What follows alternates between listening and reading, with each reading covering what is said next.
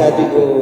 Museum Mania edisi ke-9 ini, Museum Mania mengambil tema revitalisasi jiwa nasionalisme perempuan di era yang dipelopori dari semangat kepahlawanan para rakyat Surabaya pada peristiwa 10 November 1945. Kali ini narasumber dalam edisi ke-9 adalah para pengelola museum, yaitu Dr. KRT Sonocaryo, Kepala Museum Geoteknologi Negara, Bapak Naran Dwinarto, Direktur Operasional Museum Yogyakarta atau Mulyani, juga sebagai Ketua Forum Komunikasi Museum Timur, juga kaum milenial, ada Mas Widan, konservator dari Museum UGM Yogyakarta. Museumnya sebelum kita berkenal dengan kepala narasumber, selintas akan ada sambutan dari Kepala Dinas Kebudayaan Kabupaten Sleman, diwakili oleh Kepala Bidang Sejarah, Bahasa dan Sastra, serta Permusiuman Bapak Anas Mubake SS. Silakan. Assalamualaikum warahmatullahi wabarakatuh. Salam sahabat museum, museum di hatiku. Puji syukur senantiasa kita panjatkan kehadirat Allah Subhanahu wa taala. Kali ini kami dari Dinas Kebudayaan Kabupaten Sleman, Kondo Kabudayan, menyambut baik kembali kegiatan Museum Mania untuk yang kesekian kalinya. Pada kali ini tema Museum Mania terkait dengan revitalisasi jiwa nasionalisme pahlawan di era milenial. Memperingati 10 November sebagai Hari Pahlawan tentu mengingatkan kita untuk mengenang kembali betapa para pahlawan telah berjuang dalam merebut kemerdekaan. Khususnya pada saat itu, Bung Tomo di Surabaya telah berjuang habis-habisan untuk mempertahankan kemerdekaan ini. Oleh karena itu, kita sebagai penerus harus dapat memaknai dan melanjutkan kembali nilai-nilai kepahlawanan itu. Kita masih harus kita lakukan, tentu dengan kapasitas dan kemampuan kita sesuai di bidangnya masing-masing. Di era milenial ini, kita harus bisa memaknai kembali arti nasionalisme. Semakin jauh jarak antara peristiwa sejarah dengan kita sekarang, tentu jangan sampai menjauhkan kita dari rasa nasionalisme. Demikian sambutan dari kami. Sekali lagi, kami menyambut baik kegiatan Museum Mania yang telah diselenggarakan oleh Forum Komunikasi Museum Kabupaten Sleman. Sekian, wassalamualaikum warahmatullahi wabarakatuh. Salam sahabat museum, museum di hatiku. Terima kasih Bapak atas sambutannya. Museum Mania edisi ke-9 ini kami sedang berada di Museum Geoteknologi Mineral UGM. Museum ini koleksinya tentang penggalian dari kekayaan mineral yang ada di bumi Nusantara. Untuk lebih jelasnya, kita akan berkenalan dengan Kepala Museum Geoteknologi Mineral UGM, pada Bapak KRT Sonocaryo. Terima kasih kepada moderator, Assalamualaikum warahmatullahi wabarakatuh. Salam sahabat museum, Museum di hatiku. Perkenalkan, nama saya adalah KRT Sonocaryo. Saya ditugasi sebagai Kepala Museum sejak tahun 2017. Setelah saya lepas dari Ketua Jurusan Teknik Kimiaan, saya ditugasi untuk mengelola Museum Geoteknologi Mineral UGM Jakarta. Museum ini didirikan oleh Bapak Menteri Kampangap, Pak Poniman, Jenderal Poniman, pada tanggal 27 Februari 1988. Yang mana museum ini diprakarsai oleh pendiri UPN Veteran Jakarta, almarhum Profesor Dr. Andes R. Bambang Suwoto. Dan saya, museum ini memang tadi katakan Mbak Ida, memang koleksinya adalah tentang mineral, kekayaan mineral di Indonesia bahkan dari luar negeri.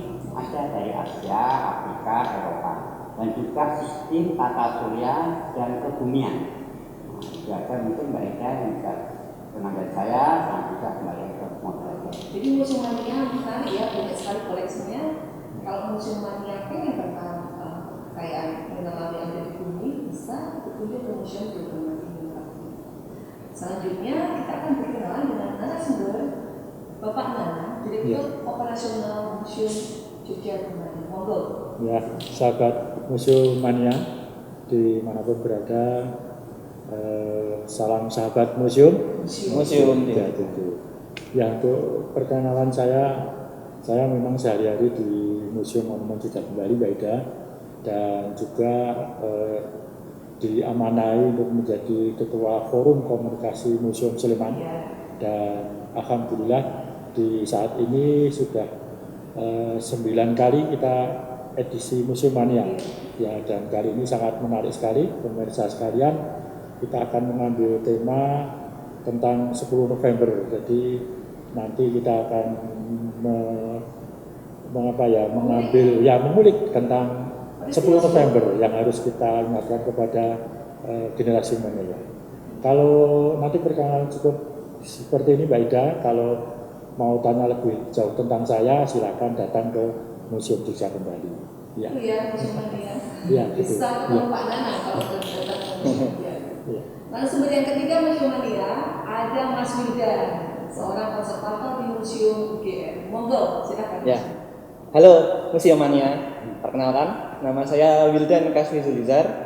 Saat ini diberikan mandat oleh Universitas Gadjah Mada sebagai konservator di Museum UGM. Kebetulan saya ini muda, berusia 20 tahun. Oh, masih ada itu. Jadi di Museum UGM tuh stafnya tuh muda-muda. Jadi teman-teman yang muda dan milenial silahkan berkunjung. Kita sharing-sharing, kalau bisa ketemu saya juga di Museum UGM.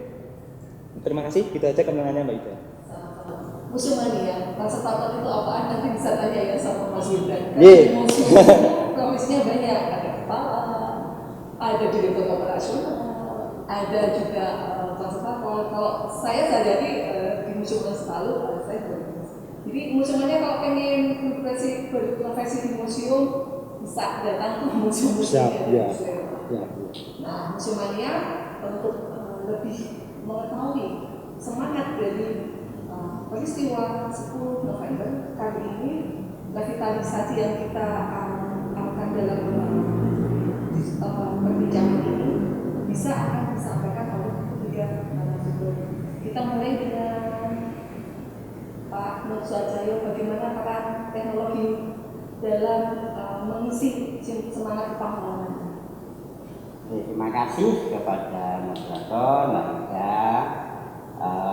Memang temanya cocok sebetulnya Mbak Ida ya. Ini adalah satu revitalisasi ya, kepahlawanan dalam berbagai sektor ya, karena memang kalau kepahlawanan itu kita itu hanya mempertahankan ya NKRI sekarang tidak katanya ya, mempertahankan tetapi metodenya beda, secara fisik ya, tapi sekarang beda.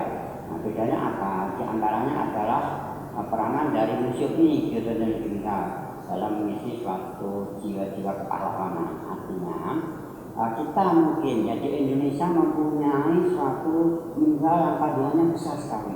Nah, tetapi kita dijajah sebetulnya. Nah, iya, contohnya kayak di Freeport. Nah, itu kan Freeport kan sejak berapa tahun kita dikuasai oleh Amerika. Ya, dia ngambilnya izinnya bukan emas, tetapi ngambilnya emasnya itu yang utama, itu untuk penjajahan. Memang saat itu mungkin dari dari pusat pun juga belum ada ahlinya, dia mungkin dia dari pihak kementerian maupun dari pemda setempat, nah, sehingga kita masih bisa dijajah sebetulnya itu ya secara tidak langsung. Nah, mudah-mudahan dengan adanya nanti kalau ada yang berkunjung ke museum, hal itu akan dijelaskan ya bagaimana terbentuknya suatu mineral ya, mineral apakah mineral hanya di satu spot saja atau menerus ya, mungkin kadang-kadang di luar melewati batas wilayah ya, teritorial NKRI. Nah, itu juga bisa Nah, ada teknologi juga yang bisa ngambil statistik namanya ya, contohnya minyak. Ya minyak mungkin minyak ada di batas wilayah market kita, tetapi dia memboleh dari negara dia ya, dengan teknologi yang horizontal. Jadi ngobrol ke bawah, kemudian dia di rata-rata berapa kilometer. Nah, sudah semua. Nggak tahu karena tahunya. Nah, kita nggak dapat. Itulah termasuk penjajahan. Makanya mudah-mudahan nanti para milenial tadi ya, milenial itu mengetahui hal itu. Ya, kalau mau teknologinya dan ilmunya nanti silakan berkunjung ke museum kami. Jadi mereka itu akan diajarkan tentang bagaimana kita mengetahui tentang kekayaan mineral di Indonesia. Nah, kemudian juga tentang batuan, nggak kalah pentingnya juga batuan-batuan pun nilai jualnya juga tidak kalah dengan mineralnya sendiri ya, dari mineral yang nilai produksi kayak mineral emas, mineral nikel dan sebagainya. Nah, batuan juga ada karena apa?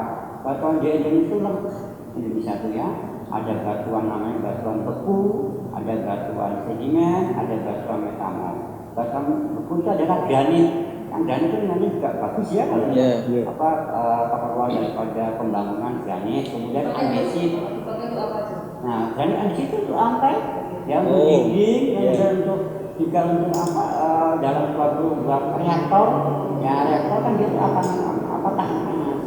Ya tahan panas. Kemudian juga marmer. Nah, itu kita sebetulnya tuh kaya raya. Nah, di sini ada semua. Contohnya granit ada, contohnya andesit ada, contohnya marmer ada, kemudian contohnya dari berbagai mineral dari luar negeri juga banyak. Emas juga ada. Iya, emas juga ada. Terutama emas namanya. Itu kan banyak tahunya ini kayak sapir, gitu loh. Iya. Di Indonesia banyak di mana aja tuh? Kalau masalah diamond itu banyak sekali. Kan diamond ada dua. Ya, diamond yang natural alami terbentuk secara alami ya, sama yang diamond yang sintetis. Ya kita buat diamond. Kan diamond itu kan rumusnya adalah C karbon. Ya karbon tapi yang dimanfaatkan ya. Seperti kayak pensil itu juga kan karbon. Berarti seperti arang dan grafit itu Pak? Nah, yaitu tapi dengan proses metamorfose, pemanfaatan tekanannya tinggi, temperaturnya tinggi sehingga sudah jadi suatu material yang paling keras seluruh dunia. Ya namanya diamond. Ya paling keras ya karena skala kekerasan adalah 10 skala Mohs ya paling keras. Apapun digores diamond akan hancur. Ya itu diamond. Bukan hancur tadi. Ya. Bukan maksudnya. Ya bukan hancur. Dan juga ada juga material-material yang nggak kalah pentingnya sering dipakai adalah sekarang ya material-material untuk bahan baterai. Ya bahan api kan karena kita menggerakkan suatu mobil listrik ya otomatis kan dipakai. Nah itu juga banyak di Indonesia material-materialnya itu ya, baik lithium, nikel gitu ya akan sangat potensi di Indonesia. Untuk baterai tadi itu isu yang paling baru ya Pak? Betul. Karena ada konversi energi tadi ya Pak? Betul, di antaranya untuk konversi energi ya. Kita tidak tergantung dengan energi fosil, tapi energi lain. Terbarukan. Terbarukan. Baru ya.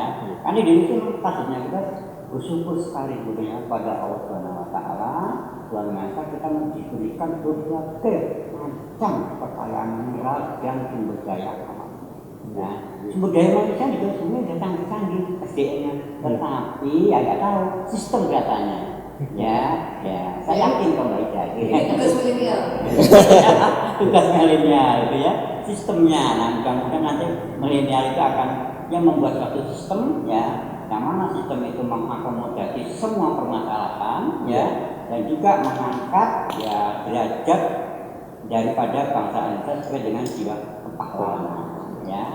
Otomatis akhirnya muaranya adalah mempertahankan NKRI dari sektor baik energi ya, baik sektor sumber daya alam ya, maupun dari sektor juga kultural sosial.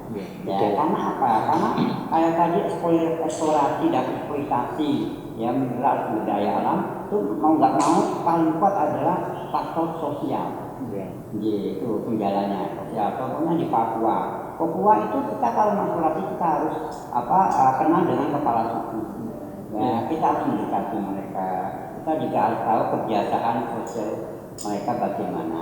Ya, kemudian sambil juga kita harus mengenal juga sosiologis gambaran daripada daerah sana itu bagaimana. Ya, jadi itulah yang kita milenial tadi yang bisa nanti memformulasikan ya apa sih apa teknologi yang tepat guna karena gitu ya yang bisa diinformasikan dengan sumber daya manusia yang apa adanya. Nah, kita jangan sampai sumber daya manusia itu nggak mampu, tak biarin aja deh. Nah, itu namanya pembodohan. Iya. Nah, ada masalah ya. Itu jiwa kepala tidak ada. Media museumania nih. Ngomong-ngomong, jiwa kepala dari 10 November itu peristiwa kayak seperti peristiwa 1945 10 November itu kayak apaan sih? Ini museumania harus punya data yang valid ya, karena sekarang kan dengan teknologi, dengan Android, dengan gadget, museumania gampang banget melacak. Tapi kan kita harus sedikit sumber ya, apakah sumber itu valid? Jangan-jangan malah sumber itu nanti membela-belakan hakikat dari peristiwa 10 November itu. Nah, buat museumania apaan sih 10 November 1945? Nih, Mas Nana mau cerita banyak nih. Monggo. Ya, terima kasih Mbak Ida. Jadi saya juga akan menyambung dulu tentang dari Pak Nur tadi ya. Jadi Indonesia itu memang kaya raya sejak dulu sebagai sumber rempah. Ya. Dan kita itu negara-negara Barat itu sangat tertarik dengan tanah air kita. Nah, itu harus kita jaga.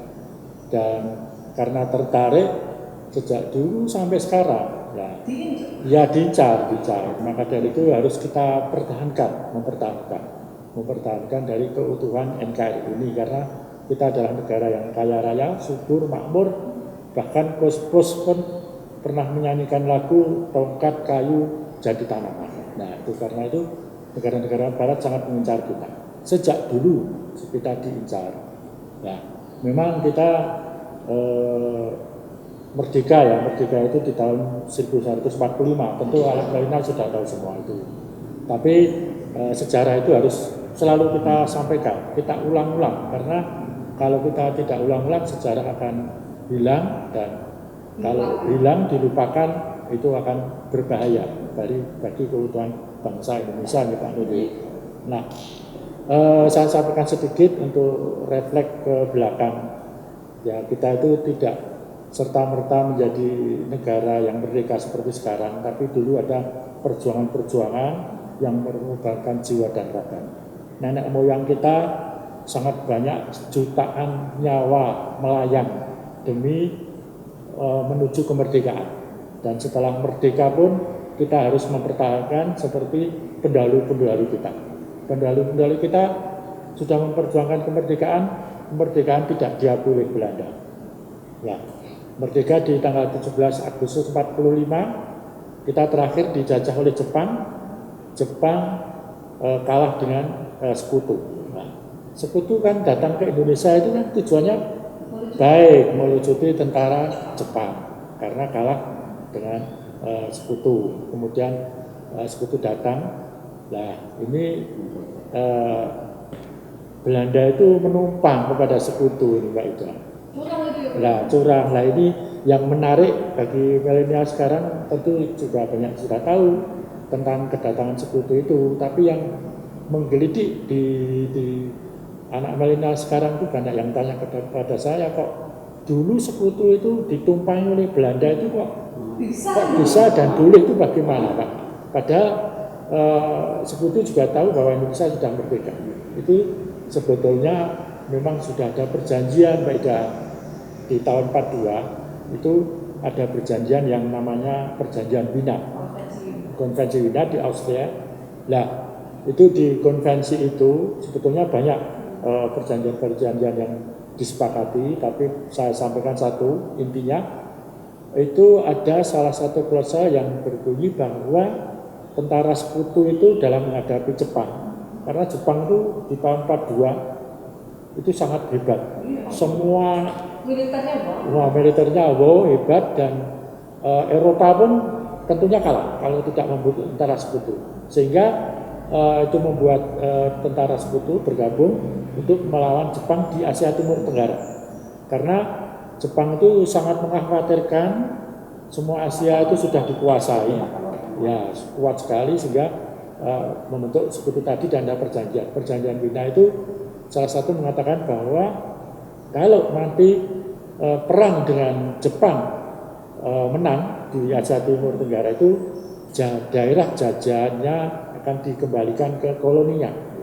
Kalau Indonesia itu dulu dijajah sebelum Jepang dijajah oleh Belanda, kalau Malaysia itu sebelum Jepang datang dijajah oleh Inggris, nah nanti kalau perang di Asia Tenggara seperti itu menang akan dikembalikan. Makanya sekutu ditumpangi oleh Belanda dibiarkan aja karena ada perjanjian itu. Nah, di situ Mas Wildan, kita menolak sekutu karena ditumpangi oleh Belanda, sekutu datang ke Indonesia untuk melucuti tentara Jepang, tapi karena miskomunikasi itu tadi terjadi peperangan. Karena kita menolak kedatangan tentara sekutu di Indonesia yang ditumpangi Belanda itu di seluruh Nusantara, Jakarta, Sumatera, Jogja, Bandung, daerah-daerah ada 23 kota yang menolak itu dan terjadi peperangan. Lah yang menarik di sini itu yang paling menarik di Surabaya di 10 November. Ya. Itu di situ akan disebut itu dibagi 3, ada daerah timur yang divisi 23, daerah tengah, daerah Sumatera.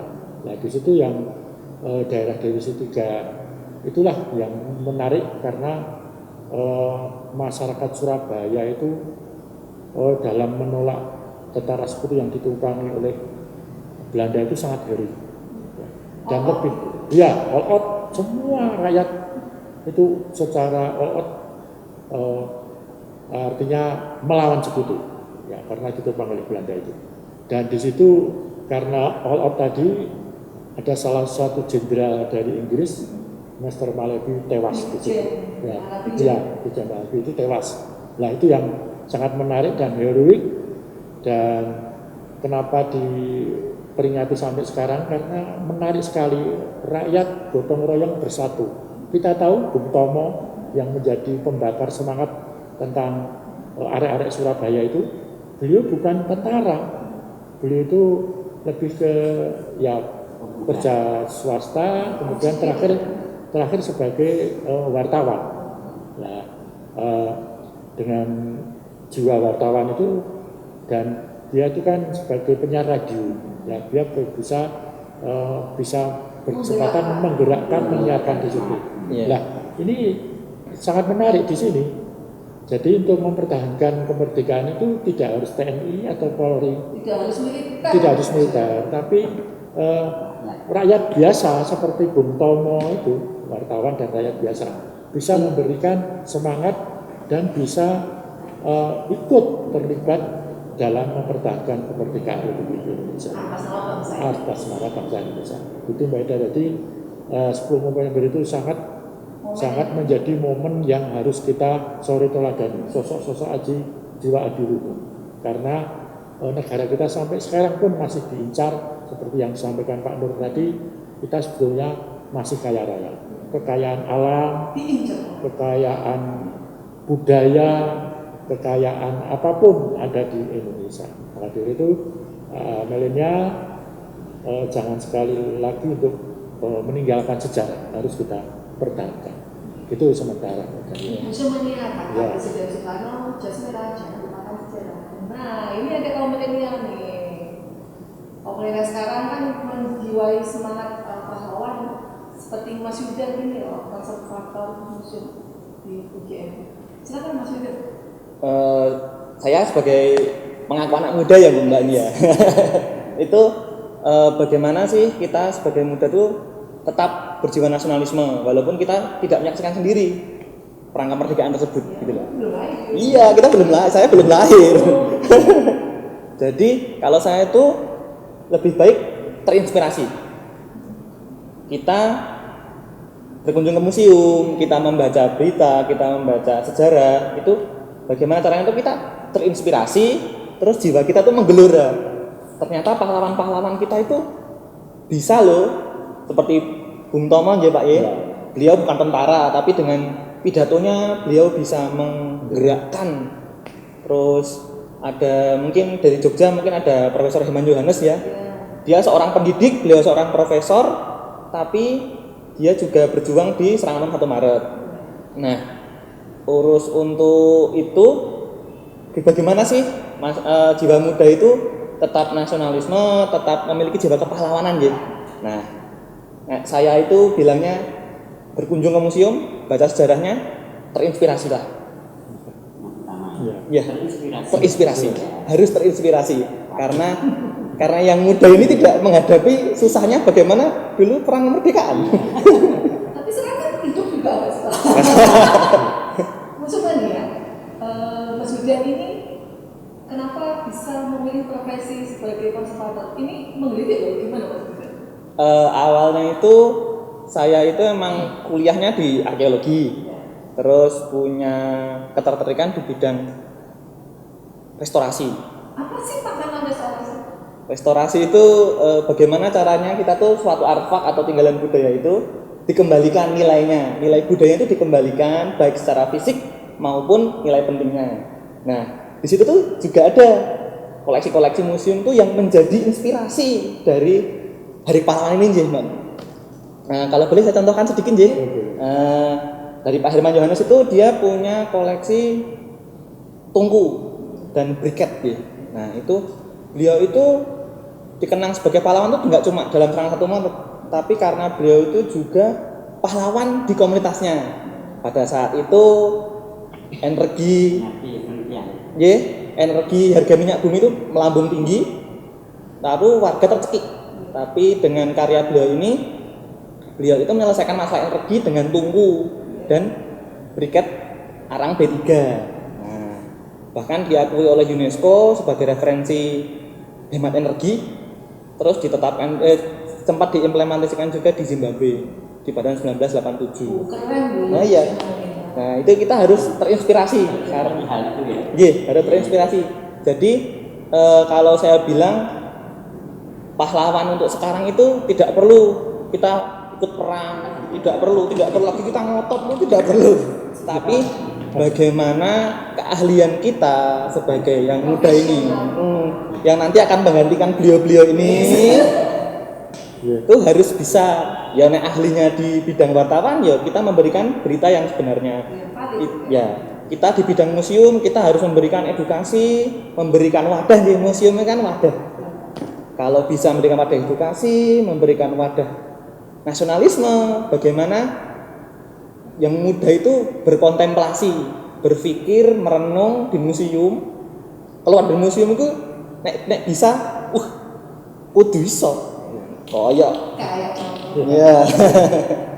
Itu ya sebenarnya mau tahu tentang tungku yang sebagai sumber penerimaan energi itu bisa datang ke Museum UGM ada di Universitas Gadjah Mada. Museum Mania ibarat kita di segmen konklusi ini dari 3 narasumber ini ada closing statement yang mau disampaikan. Jadi Pak Dr. Nur Suarjani dulu monggo. Oke, terima kasih Mbak Ida sebagai moderator, sebagai statement ya. Saya menghimbau atau mengajak jadi para milenial untuk ya sekali-sekali atau beberapa kali harusnya ya berkunjung ke museum ya. Karena apa? Memang tadi dikatakan Mas Ida, museum itu adalah pusat koleksi pertamanya, dia pasti itu ya, pusat koleksi, kemudian juga pusat untuk kajian, ya kajian dalam ini adalah pembelajaran baik itu penelitian maupun perkuliahan. Dan juga ada akhirnya yaitu ada bisa suatu milenial itu menciptakan suatu ekonomi kreatif dengan di berbagai museum yang ada di Yogyakarta. Nah, sehingga mungkin bisa mendukung akhirnya Jogja sebagai kota museum ya yang pengennya pemerintah. Nah, mudah-mudahan itu milenial, saya harap kalian yang milenial silahkan tadi mempunyai suatu jati diri ya, jati diri atau tadi menjiwai jiwa nasionalisme. Jiwa nasionalismenya ya dengan tidak melupakan sejarahnya ya dari berbagai museum yang ada di sini. Biasa Mbak Ida, terima kasih Mbak Ida. Mas Nana? Ya, iya. Sahabat Museumania, jadi closing statement saya hanya mengingatkan, tadi sudah disampaikan oleh moderator Mbak Ida, jas merah, jangan sekali-kali melupakan sejarah. Karena sejarah itu sangat penting sekali, sejarah harus kita telok ke belakang, karena sejarah itu bisa menentukan arah langkah kita kemana. Jangan sampai milenial itu kehilangan obor. Ya. Karena ada sebuah teori Mbak Ida, sebuah teori untuk menghancurkan suatu negara, itu salah satunya adalah hilangkanlah sejarah itu. Ya, hilangkanlah sejarah itu. Kemudian yang kedua, hilangkanlah bukti-bukti sejarah. Terus yang ketiga itu, putuskan tali dengan leluhurnya. Jadi ya silaturahmi. Jadi satu, hilangkanlah sejarah, bukti sejarah. Nah, bagaimana untuk menangkal atau menepis itu? Ya kita belajar sejarah. Belajar sejarah bisa di museum, bisa di sumber-sumber buku yang dapat dipercaya. Ya, gitu. Kemudian hilangkanlah sejarah. Bagaimana hilangkanlah sejarah itu? Lagi-lagi kita datanglah ke museum. Museum menyimpan koleksi-koleksi sejarah. Nah, bukti material itu ada di museum. Kemudian juga hapuskanlah tali dengan leluhurnya.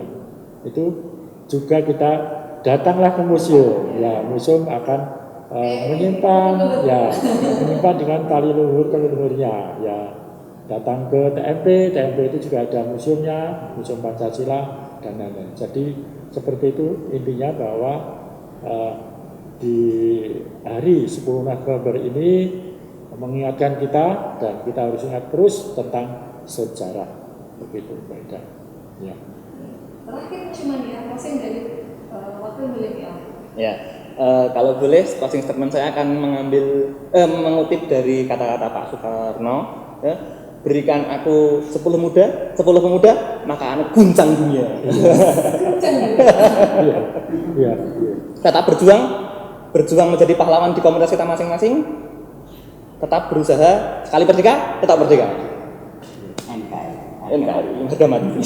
Menarik ya museumnya, perbincangan singkat kita dalam memperingati nilai-nilai semangat kepahlawanan 10 November 1945 oleh Surabaya di masa itu.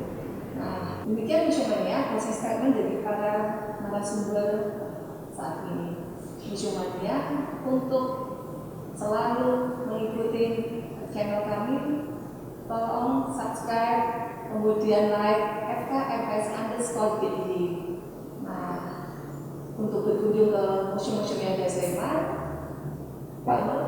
silakan dibuka websitenya dari Museum GDM, ya, juga dibuka dari Instagramnya, dan silakan juga alamatnya silakan ada di MGTM, ya, sini. Oke, terima kasih Mbak Ida. Museumania kalau ingin mengetahui tentang sejarah perjuangan bangsa, bisa datang ke Museum Monumen Sejarah Bali, atau bisa buka di IG Mojali atau FB Mojali. Museum UGM, silahkan kunjungi kami. Di situ kita punya banyak koleksi tentang pendidikan dan kiprah beberapa pahlawan nasional kita ya. Bisa kunjungi Instagram kami di sini. terima kasih Museumania, sampai ketemu di edisi selanjutnya. Salam sahabat museum. Museum di hatiku.